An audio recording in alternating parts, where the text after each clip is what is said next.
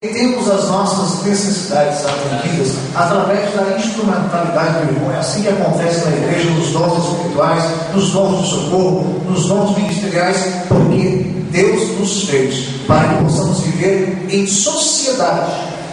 E é engraçado que, segundo a história nos mostra, o dinheiro, a moeda, passou a existir no século VII a.C. Então, na época da pré-história, passando-se pela história, onde começou a se escrever sobre a realidade do homem e a sua vivência neste mundo, o homem, ele sempre trocou as coisas. Havia na antiguidade grandes centros, como hoje existem as feiras, feiras de legumes, de verduras, feiras de negócios, feiras disso, daquilo. Isso é o maior movimento network, ou seja, de comunicação, de contato que já que já existiu na face da humanidade, ou na face da terra. Então o que acontece? Ele sempre trocava as coisas, não havia moeda. Fica muito claro. Então, existe uma palavra técnica, segundo os estudos, chamada escambo, troca. Então estava precisando lá de vamos colocar na linguagem atual, um galão de água.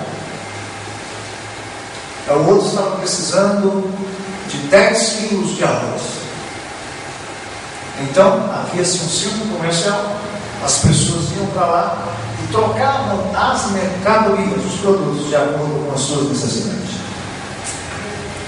Uma outra coisa interessante, a fonte, que nós vamos ver, essa aqui é o cerne da nossa palestra nessa noite, a fonte de renda na antiguidade geralmente estava atrelada à terra. Agropecuária, agropastoril, trabalhar com ovelhas, trabalhar com animais, e a pequenos serviços de questões muito básicas na sociedade. Uma coisa também interessante que devemos entender nesta noite. Agora, no momento em que vivemos, nós sabemos que a tecnologia ela avançou muito. Daniel, na corte babilônica, teve as suas revelações de Deus, coisas tais que não eram para o seu tempo, para a sua época. E o Senhor disse: olha, feche esse livro. Por quê? As coisas que estão aí são muito mais adiante do seu tempo. A ciência e o conhecimento se multiplicarão. Então, primeira coisa que precisamos entender, para que nós possamos entrar no corpo do sermão nesta noite, é que precisamos ter uma visão de mundo ampliada neste mundo atual que vivemos, ou seja, na pós-modernidade, que é muito falado hoje de pós-modernidade, ou seja, no tempo atual em que vivemos. Precisamos, principalmente aquelas pessoas jovens, da minha idade para baixo, que estão começando a vida. Eu vejo ali alguns jovens, talvez já saindo da adolescência, ou terminando a adolescência, aqui alguns jovens já casados, mas todos têm as suas dificuldades e estão começando a vida. Pessoas já amadurecidas, na pessoa do pastor, as irmãs, que já sabem um pouco mais do que a vida tem e terão enquanto viverem, enfrentamentos na vida, terão oposições, momentos difíceis. E é sobre isso que eu quero falar, partindo do princípio, do pressuposto que nós precisamos ter uma visão de mundo mais ampla. Eu diria que com bases cristãs, teológicas, mas muito mais além da religião, para que nós possamos entender o mundo em que vivemos, para que nós possamos nos portar como luz e como bondosos filhos de Deus, graças a Deus, propagando a luz. Então, por exemplo, antigamente, grande Deus, maravilhoso de Israel, já disse, a fonte da renda de uma família, isso ainda acontece no interior do nosso Brasil e de alguns países, como a Rússia, por exemplo, é a terra.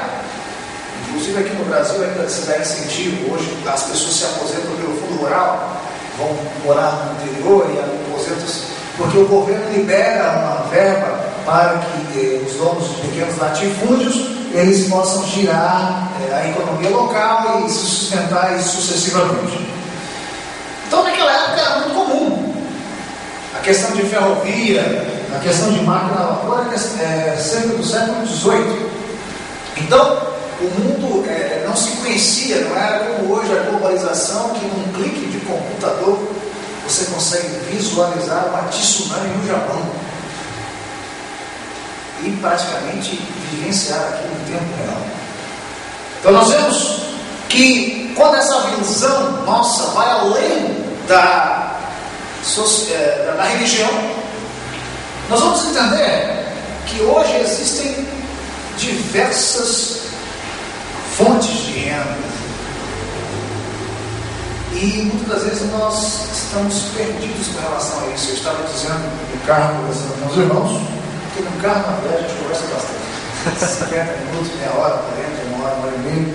As viagens que a gente sempre faz, às vezes o irmão leva, outros irmãos. Ontem, por exemplo, vieram me pegar, o pessoal aqui da cidade, foram me pegar. E uma das coisas que mais tem deixado a sociedade desacreditada, enfadada, estressada, desanimada, são questões de espiritualidade e de finanças. Isso começa na família. E esse problema, quando se trata de comunidades, que a igreja é uma comunidade, ela é universal, mas ela tem suas características locais. Isso reflete dentro da igreja. É um obreiro, é um pastor, é ser humano.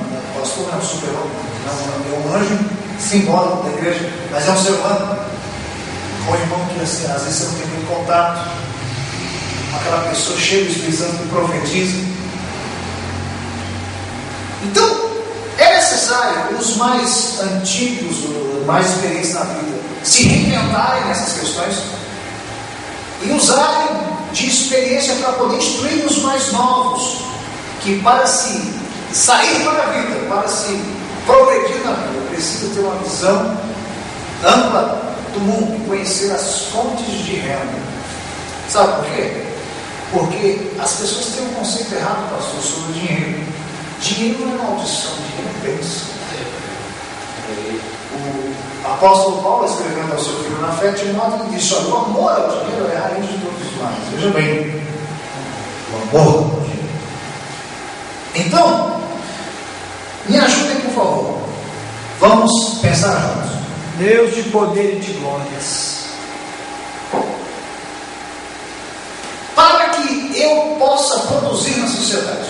Segundo o pensador Karl Marx, diz que o homem nasceu para produzir. E Jó já disse isso, que o homem nasceu para o trabalho, assim como as faíscas nasceram para o ar. Faísca e ar da explosão, da combustão, da fogo. Então o homem nasceu para produzir. Não é à toa que quando a pessoa chega, eu particularmente não penso em aposentadoria. Eu faço, eu pago, mas eu não penso em aposentadoria. Porque quando a pessoa chega nos 60 anos, ela começa, ela trabalhou 30, no caso da mulher hoje, segundo as contas atuais do INSS, ou 35 anos no caso do homem, e depois fica em casa. Ela vai colecionar remédios na prateleira, vai ficar hipocondríaca, às vezes não é nem doença, é questão psicológica, ela não está produzindo. Até porque nas grandes empresas existe um profissional, eu trabalho como consultor linguístico em empresas, então existe lá de repente um profissional chamado coaching, que ele vai até a empresa contratada pelo chefe, despediu ou aposentou um veterano de empresa. O camarada fica meio perdido, meio à beira da depressão. Alguns até morrem após tentar empreender um negócio, não dá certo, ou ficar aposentado, não está fazendo nada. E esse coach vai dar um treinamento para que possa haver uma passagem, possa haver uma transição de uma vida produtiva para uma vida de descanso. E Miqueias disse, né? Levantai-vos e andai, porque não é aqui o vosso descanso. Eu não quero torcer o texto dessa mensagem, mas esse versículo vem a calhar nesta noite. Então, quais são as fontes de renda que temos hoje? Além da terra, no interior de São Paulo, nós temos as profissões, nós temos Você pode se